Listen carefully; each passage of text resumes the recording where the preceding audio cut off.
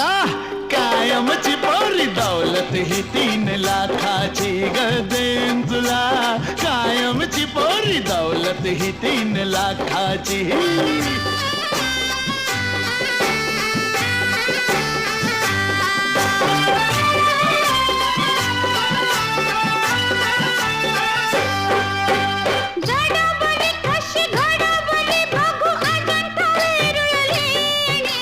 तितलीच तू